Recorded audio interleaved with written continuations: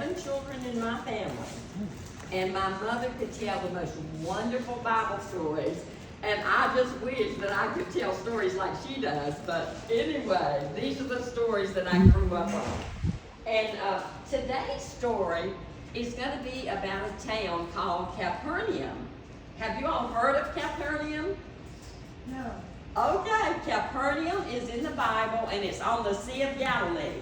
And my husband and I had an opportunity to go to the Holy Land. And this is a picture of the group that we went with. That's a picture of a group that we went with. And this is Capernaum.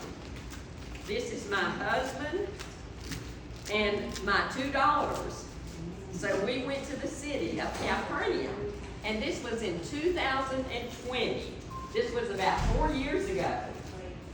And so, of course, the story that I'm going to tell you about happened about 2,000 years ago. So you know how long that was, back in Jesus' day. But we had the opportunity. Capernaum is on the Sea of Galilee. And this is the beautiful Sea of Galilee. And you know, probably you've heard the stories about the fishermen, fishing out in the Sea of Galilee. And this is the Sea of Galilee.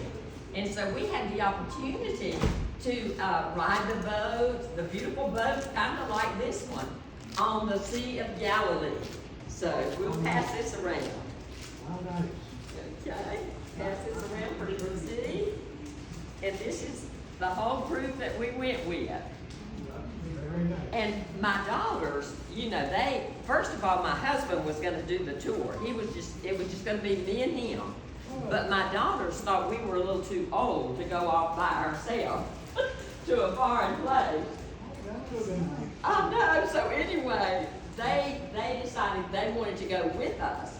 So there is a picture here in the town of Capernaum, and that's my 2 daughters who went with us.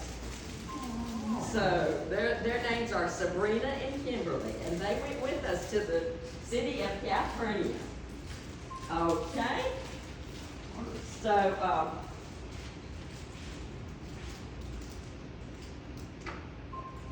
all day long, Jesus was teaching and ministering to people in the synagogue.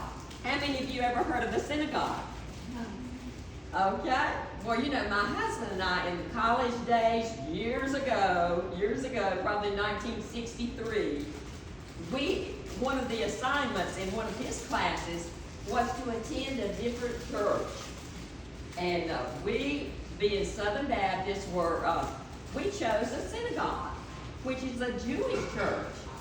And when we went into the service at the synagogue, I had to wear a veil, a long veil. And he had to wear one of these cute little hats. Have any of you ever been to a Jewish synagogue? No. Okay. But you remember the Jewish, they have the little hats, and so he had to wear a little tiny skull cap, a little tiny hat. And so we experienced a synagogue. But a synagogue is a Jewish church. This particular synagogue was located in the little town of Capernaum. And Capernaum was located right beside the Sea of Galilee. And you saw the Sea of Galilee right here, the beautiful Sea of Galilee. And while we were there, Jesus was baptized in the Jordan River. And I told you a story about his baptism. Well, the Jordan River was too contaminated when we were there. And the Jordan River, it was a little tiny river. I mean, it was real small. And so it was contaminated. So we decided, even though we had both been baptized, we decided we wanted to be baptized in the Sea of Galilee. So we were baptized where the fishermen fished in the Sea of Galilee. So it was nice. It was a real wonderful experience. And so Jesus was at the synagogue in Capernaum. And people were coming all day long to hear Jesus. Can you imagine going to church and hearing Jesus preach? No. I can't imagine. But 2,000 years ago, Jesus was speaking in the synagogue. On this particular day, it was his turn to speak at the synagogue. Sorry. And many of the people had heard of Jesus. They heard that he had the power to heal the sick.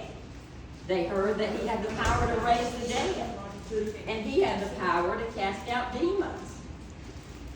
And all day long, people would bring their sick friends to be touched and healed by Jesus. All day long, Jesus ministered to the needs of the people. He and his disciples were so busy, they probably were so hungry, they didn't even have time to stop for lunch or do anything. They were so hungry and tired because the people kept coming and Jesus kept ministering to them. Finally, the day was over and they were so hungry. Well, Peter was one of the disciples and he lived in the city of Capernaum. So he invited Jesus to come over. And back in those days, it was very common for parents and grandparents to live in the homes of their children. Whereas today, my sister lives here. And we are so blessed to have a wonderful place that has all these hot meals and medicine to give us our medicine. We're so blessed to have a place like this. But back then, in Jesus' day, they didn't have an arbor landing. So they just had to, the parents lived with the children. And my sister lived with us for about a year prior to coming here. But she came here because she was fallen, and it wasn't safe for us to go on a trip and leave her home by herself. So she is here with you all. She's over there in another section. Okay, Peter lived, his house was in Capernaum. And I'll show you his house.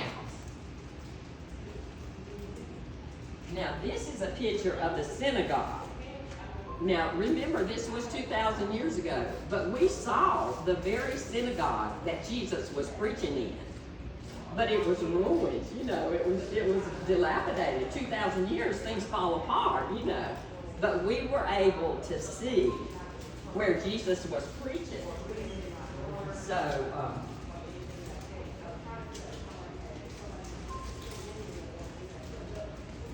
then, Peter invited Jesus to come home to his house because his mother-in-law lived with him. And he knew she could put together a meal in no time. And see, they didn't have a telephone, they didn't have a fax machine, so they couldn't announce that they were having company for dinner. But Jesus and all his disciples were invited there. And this is what's left of Peter's house. But we saw, and 2,000 years ago, it's fallen apart too. So this is what's left of Peter's house. But we were able to see in Capernaum, Peter's house. So anyway, Peter invited the disciples and Jesus to come to his house to eat. Well, they got close to his house, and the disciples and Jesus were so hungry, but they didn't hear anything. They didn't hear any noise. They didn't hear anybody. They didn't smell any good food cooking. And so here they go in the house. They go inside the house.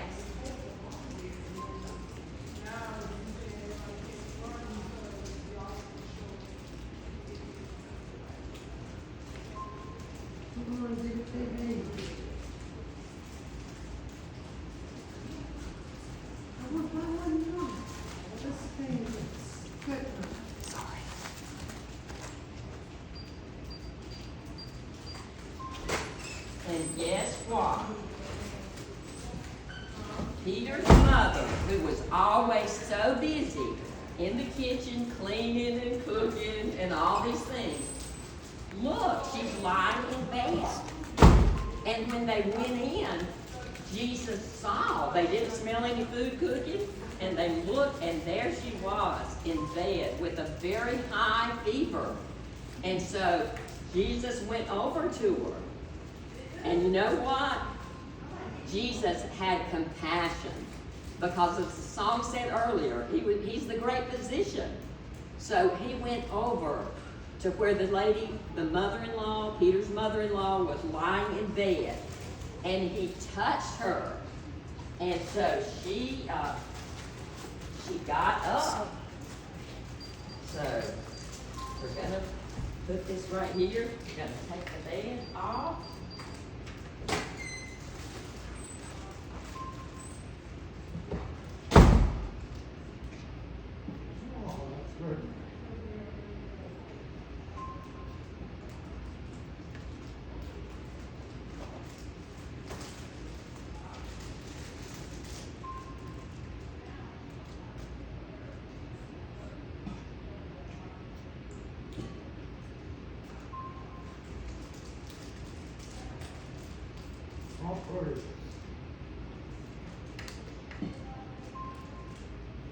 So as soon as Jesus saw her lying in bed, he touched her and healed her.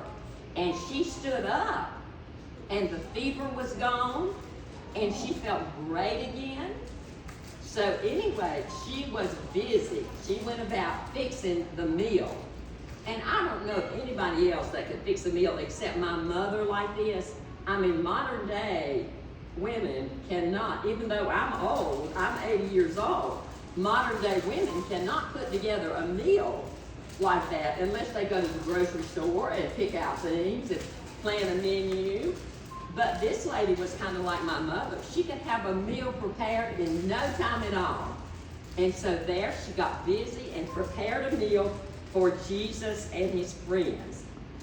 And all Jesus had to do was tell that fever to leave her and to touch her, and she was healed and made strong again and had enough energy to get up and cook a meal for Peter and Jesus and his disciples. The Bible tells us that she ministered to Jesus by preparing food for them. You know, Jesus was so tired. And Peter's mother-in-law ministered to Jesus by preparing food for them. Do you know that you can minister to the Lord by showing kindness to other people? You can. You ladies right here can minister to other people by showing kindness to them. It might be just a wave. It might be a smile. I mean, whatever you choose. I mean, that person might need your smile that day. And you can minister to people like Jesus did in this same way. Whatever you can do, whether it's a smile, whether it's a wave, but you can minister to someone. And that night, after they finished the good dinner, you know, they finished the good dinner, and we'll put a little thing right here to show you the food. Let's see.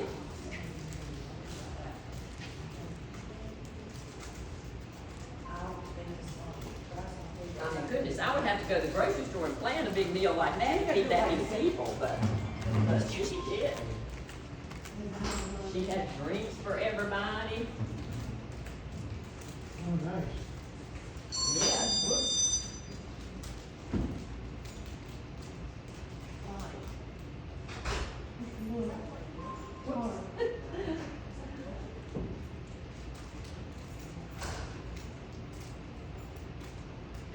Okay, there's lots of drinks. There was drinks for everybody and food for everybody.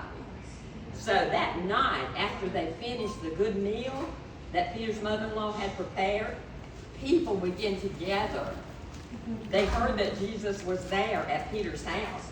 So all night long, can you imagine, people were coming to see Jesus. And so everybody that lived in the city of Capernaum, it seemed like, were coming to Peter's house to see Jesus. Because Peter's mother-in-law had ministered to Jesus' physical need of food. He had the strength and the energy that he needed to minister to the needs of all the people that came to Peter's house. She was thankful that Jesus had healed her of the fever, and she was so thankful that she could help in the ministry that Jesus was doing. Now this, remember, it was Peter's mother-in-law, and let's see here. The title of the story that I told you today, I put as The Healing of Peter's mother-in-law. And our memory verse today is Jesus came and took her hand and lifted her up. Now these stories that I'm telling you are in your Bible, and you can read it. This verse was taken from Mark 1:31. Jesus came and took her hand and lifted her up. Okay, there's a lot of scriptures here. Matthew 8:14 through 17, Mark 1:29 through 34, and Luke 4:38 through 41. Now if you have a Bible, you can look this same story up and read it yourself. And be just like me, so excited about the stories of the Bible. And what the aim of this story is to teach that Jesus will help us when we are sick. Jesus will help us when we are sick. So all we have to do is just pray. Okay, so we see that night, all the people coming, goodness gracious. Lots of people, can you imagine, were coming to her house to see Jesus. So anyway, that is our story for today. And next week we will have another story. There's some fruit here. So we'll have another story. And I won't tell you what the next story is going to be, but it's going to be a good one. All the stories of the Bible are great ones, and we need to remember that, because we serve the same Jesus that they did back then. So anyway, I'll put this up now, and